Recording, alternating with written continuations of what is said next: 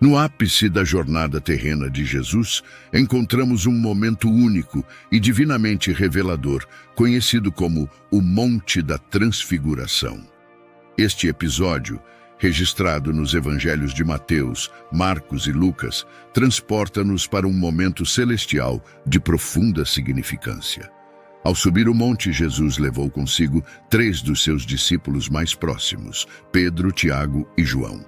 Enquanto subiam, os discípulos provavelmente estavam cheios de expectativas, talvez curiosos sobre o que motivara Jesus a selecionar aquele local específico. A atmosfera da jornada, marcada pela subida física e pela abertura espiritual, deve ter intensificado a expectativa dos discípulos. No momento em que chegaram ao topo, uma experiência que ultrapassaria os limites da compreensão humana estava prestes a se desdobrar diante deles. Enquanto Jesus orava no monte, sua face resplandeceu como o sol. Suas vestes tornaram-se alvas como a luz.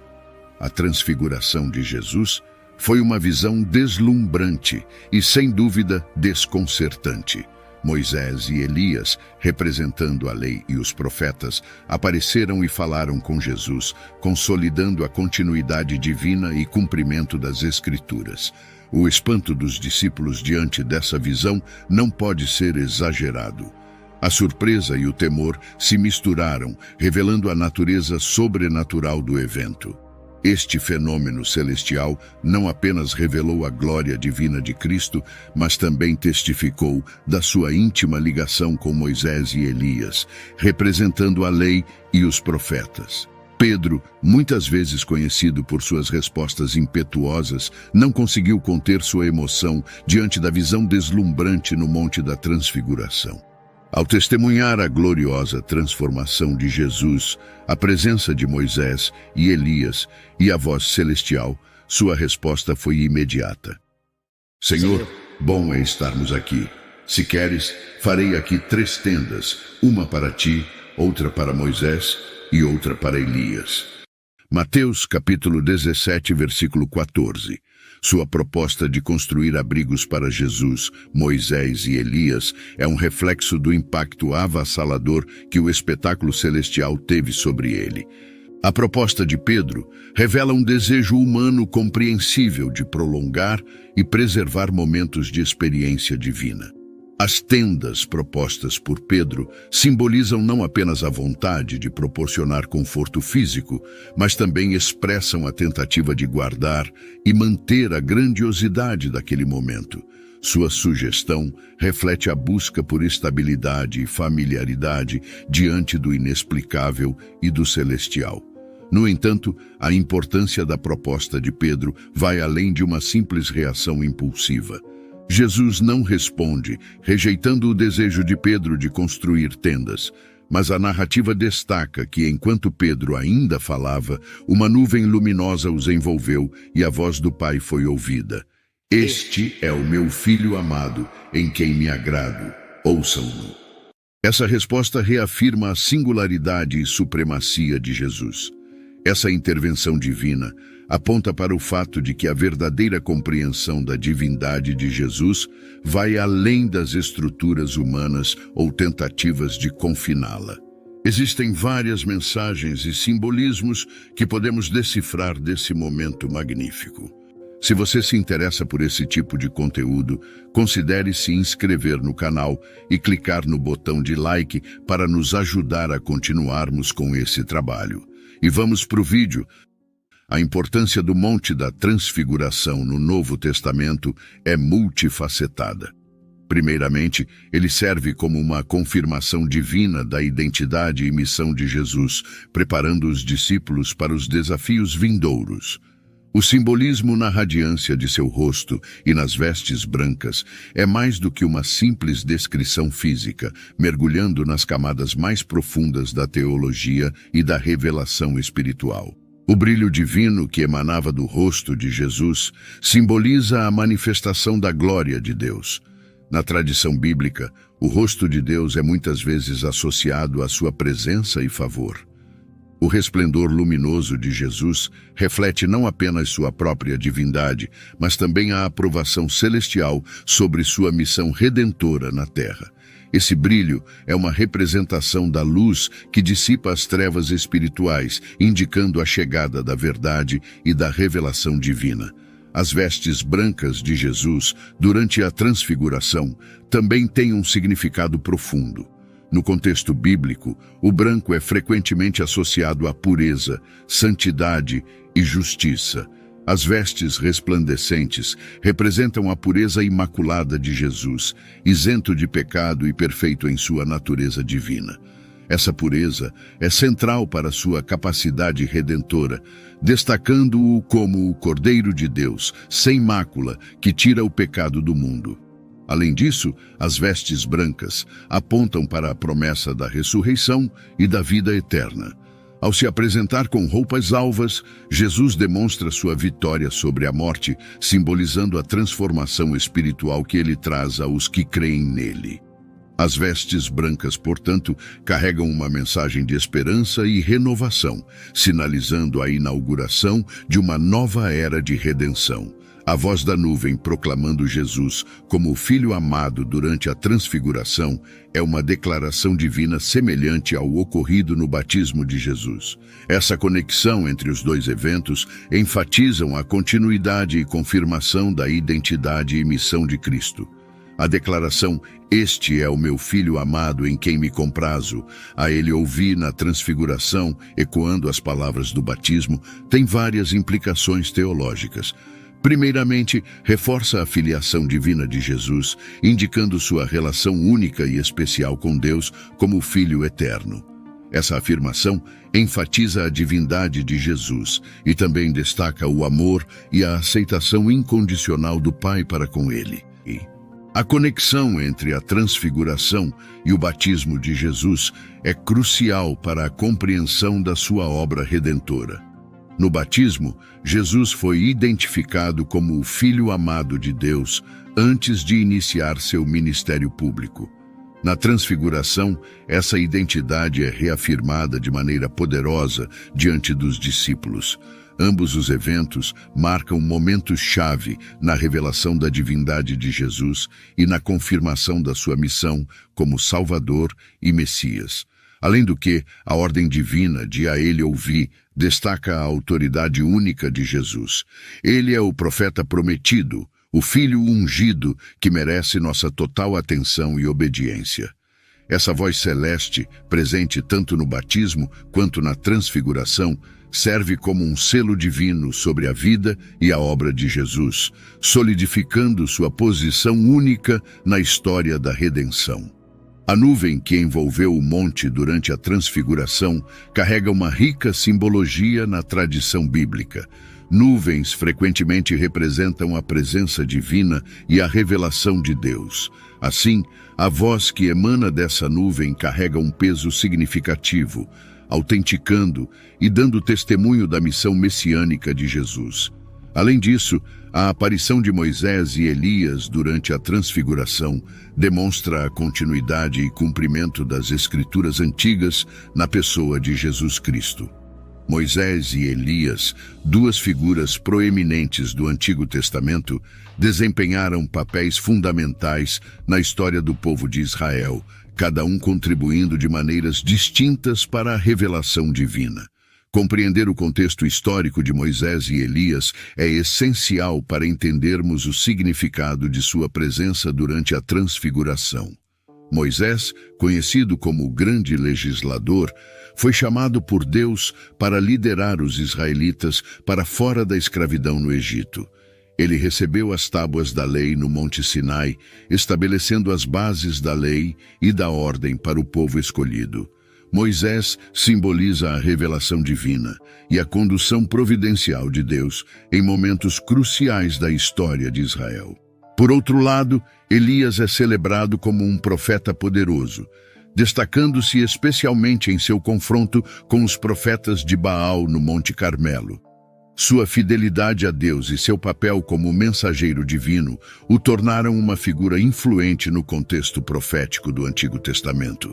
Elias também foi arrebatado ao céu em um redemoinho de fogo, criando uma aura de mistério em torno de sua pessoa. A presença conjunta de Moisés e Elias durante a transfiguração simboliza a continuidade divina ao longo das eras. Moisés, representando a lei, e Elias, representando os profetas, juntos testemunham e confirmam a missão de Jesus como o cumprimento das Escrituras. Além disso, a aparição de Moisés e Elias destaca a singularidade de Jesus como o Filho de Deus. A lei e os profetas apontavam para a vinda do Messias, e na transfiguração testemunhamos a realização divina dessas expectativas proféticas em Jesus. Sua presença ao lado de Cristo indica a validação celestial da missão redentora que ele veio cumprir. A Terra, com sua vastidão e diversidade, abriga vários lugares que emanam uma aura e sugere uma proximidade com o divino.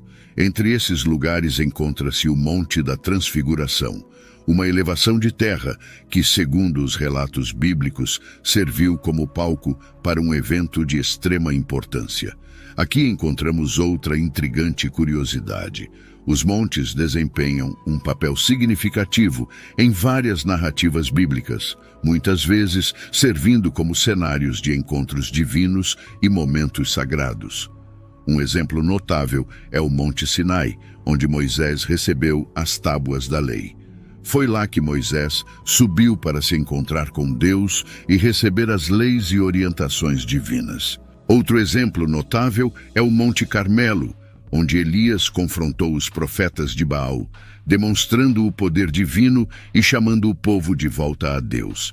Essa montanha se tornou um palco dramático para a manifestação da autoridade de Deus sobre os deuses falsos adorados pelos israelitas. A importância simbólica dos montes nas narrativas bíblicas reside na ideia de que esses locais servem como pontos de comunhão entre o céu e a terra. Eles são espaços onde a presença divina é manifestada de maneira especial e onde a revelação ocorre. A ascensão a um monte muitas vezes simboliza uma busca espiritual mais profunda, um afastamento do ordinário em direção ao sagrado. Fiquem sabendo que a história ainda não acabou. Mais detalhes maravilhosos ainda estavam por vir. Enquanto desciam do monte, Jesus ordenou-lhes: "Não contem a ninguém o que vocês viram, até que o Filho do Homem tenha ressuscitado dos mortos." Jesus instrui aos discípulos para não revelarem a transfiguração até chegar a hora de sua ressurreição. Essa decisão é bastante interessante e revela como os planos de Jesus já haviam sido traçados. Primeiramente, a revelação completa da divindade de Jesus, especialmente no contexto da transfiguração, estava diretamente ligada à compreensão do propósito redentor de sua morte e ressurreição. Naquele momento, os discípulos ainda não tinham uma compreensão completa do plano de Deus para a salvação através do sacrifício de Jesus. A divulgação prematura poderia gerar mal-entendidos e desafios à missão redentora, pois a ressurreição era a peça crucial que uniria e esclareceria todos os elementos. Além disso, a ordem de silêncio também reflete a necessidade de proteger os discípulos do potencial mal-entendido público. Naquela sociedade e contexto, uma declaração sobre Jesus como o Filho de Deus poderia ser mal interpretada ou distorcida, resultando em reações inadequadas ou mesmo hostis. Jesus, em sua sabedoria, optou por evitar complicações prematuras, permitindo que a revelação de sua identidade divina ocorresse no devido tempo. Quanto às perguntas persistentes e reflexões dos discípulos, é compreensível que a experiência da transfiguração tenha provocado uma profunda busca por entendimento. Ao testemunharem algo tão celestial e extraordinário, os discípulos inevitavelmente se viam confrontados com mistérios que desafiavam suas compreensões pré-existentes. As perguntas e reflexões dos discípulos, registradas nos evangelhos, indicam um desejo genuíno de compreender a natureza da missão de Jesus e sua própria participação nesse plano divino. As dúvidas expressas por eles revelam a tensão entre suas expectativas messiânicas e a realidade da missão de Jesus, que envolvia sofrimento e sacrifício. A descida do monte após a transfiguração pode ser interpretada como uma jornada simbólica que antecipa os desafios e conflitos que Jesus enfrentaria em sua missão terrena. Embora a experiência no monte tenha sido um momento de revelação divina e glorificação, a descida representa a volta à realidade do mundo, repleta de desafios e lutas espirituais. O encontro de Jesus com o jovem possuído por demônios, registrado no Evangelho de Mateus 17, destaca os problemas do mundo real que ele enfrentaria. Ao descer do Monte da Glória para a planície da necessidade humana, Jesus se depara com um pai aflito que se aproxima em busca de ajuda para seu filho. O pai relata que o jovem sofre de convulsões e está gravemente atormentado por um espírito maligno. Embora os discípulos tenham tentado expulsar o demônio, eles não conseguiram. A reação de Jesus é uma mistura de compaixão e exasperação diante da falta de fé demonstrada pela multidão e pelos discípulos. Jesus expressa sua frustração ao dizer: Ó geração incrédula e perversa, até quando estarei convosco? Até quando vos sofrerei? Ele destaca a importância da fé na realização de milagres e na superação dos desafios espirituais. Jesus então ordena que tragam o jovem até ele. Ao se aproximar, o espírito maligno manifesta-se, causando convulsões no jovem. Jesus repreende o espírito, que sai do jovem, deixando-o curado na mesma hora. Diante da perplexidade dos discípulos sobre por que eles não foram capazes de realizar tal milagre, Jesus explica: Por causa da pequenez da fé que vocês têm. Pois em verdade lhes digo que se tiverem fé como um grão de mostarda, dirão a este monte: mude-se daqui para lá, e ele se mudará. Nada lhes será impossível. A resposta de Jesus à situação demonstra seu domínio sobre as forças espirituais malignas e sua compaixão pela aflição humana. Sua repreensão ao espírito impuro e a cura do jovem não apenas atestam sua autoridade divina, mas também prefiguram a vitória final sobre o mal que seria alcançada por meio de sua morte e ressurreição. A descida do monte e o encontro com o possesso demonstram que a glória divina, experimentada na transfiguração, não estava desconectada das realidades cotidianas e das lutas humanas.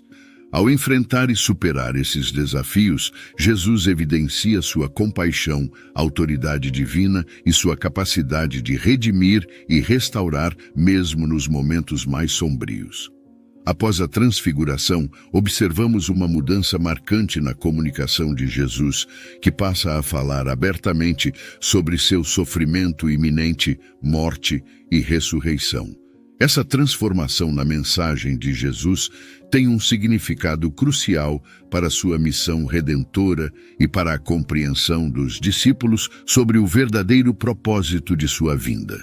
Antes da transfiguração, Jesus frequentemente usava parábolas e linguagem mais enigmática ao abordar seu papel messiânico e os eventos futuros.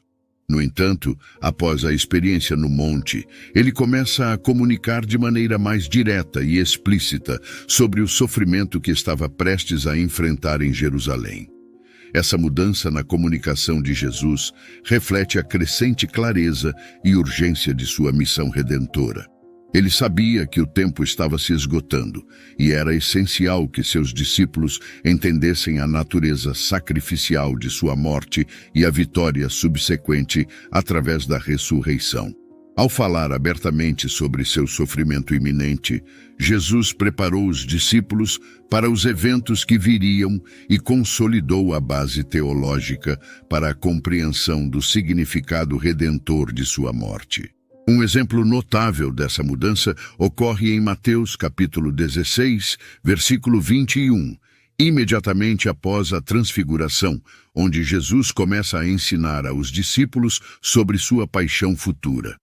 Desde então, começou Jesus a mostrar aos seus discípulos que convinha ir a Jerusalém e sofrer muitas coisas dos anciãos, dos principais sacerdotes e dos escribas, ser morto e ressuscitar ao terceiro dia. Ao enfrentar a realidade iminente de sua morte e ressurreição, Jesus buscava fortalecer a fé dos discípulos, consolidar sua compreensão teológica e prepará-los para a continuidade de sua missão na Terra após sua partida física. Ao falar abertamente sobre o sacrifício que estava prestes a realizar, ele capacitou os discípulos a internalizar o propósito divino por trás de sua morte e ressurreição, proporcionando-lhes a base para proclamar o Evangelho com entendimento pleno após a ascensão de Jesus. Espero que tenha gostado do vídeo. Por favor, se inscreva no canal, deixe seu like e clique em algum dos 2 vídeos que irá aparecer para continuar nos assistindo. Abraços e fiquem com Deus.